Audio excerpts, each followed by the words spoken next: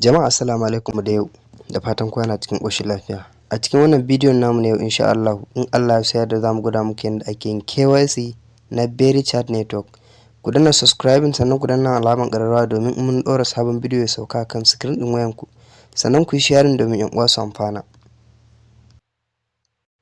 Yau to da farko idan ka buɗe application ɗinka na BerryChat Network, idan an baka damar yin KYC za ka ga wannan alama.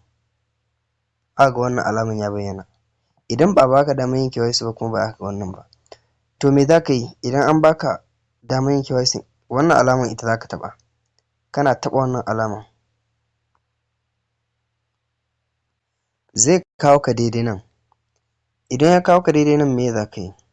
Wannan inda aka rubuta claim ɗin nan shi za ka taɓa. Nan gurin shi za ka taɓa. Kana taɓa nan gurin. Kana taɓa shi zai kawo ka daidai nan. Zai kawo ka daidai nan.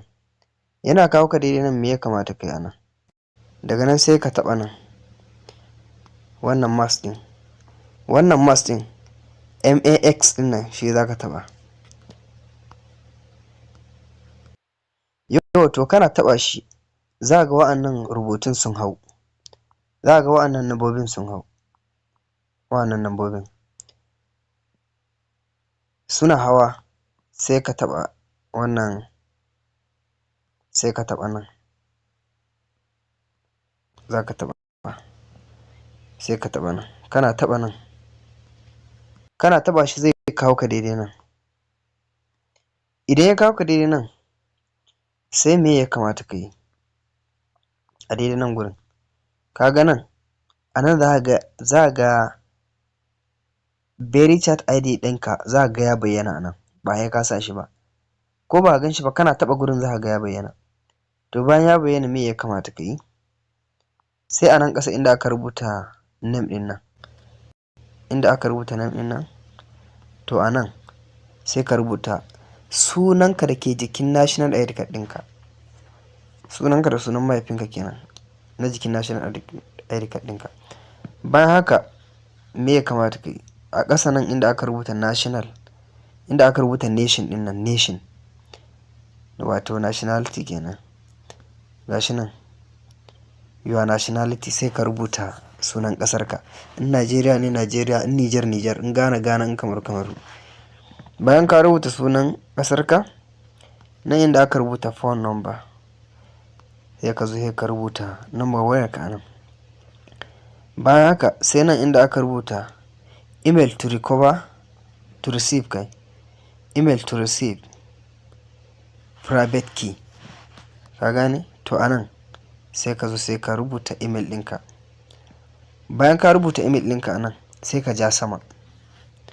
Sai ka yi scrolling. Yau in ka yi scrolling sama sai ka zo nan.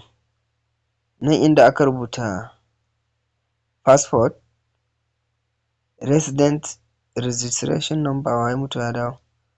To a nan sai ka zo nan ƙasa. Sai ka rubuta nambobin da ke jikin national ID card ɗinka, wato wannan nambobi guda 11.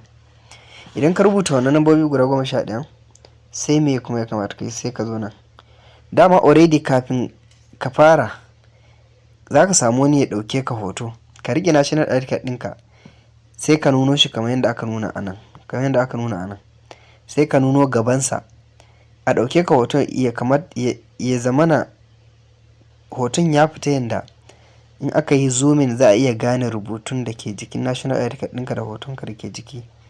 Bayan haka sai kuma a sake ma wani hoton sai ka juya bayan national ID card ɗin sai a ɗauke ka kamar yadda ka gani a nan. To bayan haka me za ka yi? Sai ka zo sai ka taɓa wannan plus ɗin. Wannan alaman plus ɗin shi za ka taɓa. Kana taɓa wannan alaman plus ɗin zai kai ka gallery. Sai ka ɗauko wannan hoton da aka ɗauke ka na wanda ka nuna gaban national ID card ɗinka sai ka sa. Kana sawa za ka ga ya bayyana. Bayan haka sai ka zo nan. Shi ma ya ka taɓa wannan plus ɗin. Sai ka ɗauko hoton da aka ɗauke ka nuna bayan national ID card ɗinka ya kasa za ka ga ya bayyana shi ma. Bayan haka kuma sai ka zo sai ka taɓa send ɗin nan, send. Idan ka taɓa send ɗin nan, yau bayan ka taɓa send ɗin zai gwada ma wannan, zai kawo ka nan. Kaga sun ce thank you, wato KYC ka yayi kenan, ka gane KYC ka yayi. Sai ka taɓa go to claim ɗin nan, kawai shikenan ka gama KYC, ka gama KYC. Wannan Berechat ɗin suna baka daman KYC daga lokacin da kai KYC suka yi accepting KYC, za ka iya sayar da abin da ka tara. Shi haka tsarin sa yake. Saboda haka Allah ya datar da mu. Kar ku manta ku danna subscribing, sannan ku danna alamar ƙararrawar nan. Amfanin danna alamar ƙararrawar nan shine idan mun ɗora sabon update, idan mun ɗora sabon bidiyo zai bayyana akan screen ɗin wayanku. Sannan ku yi sharing domin 'yan uwa su amfana. Allah ya datar da mu.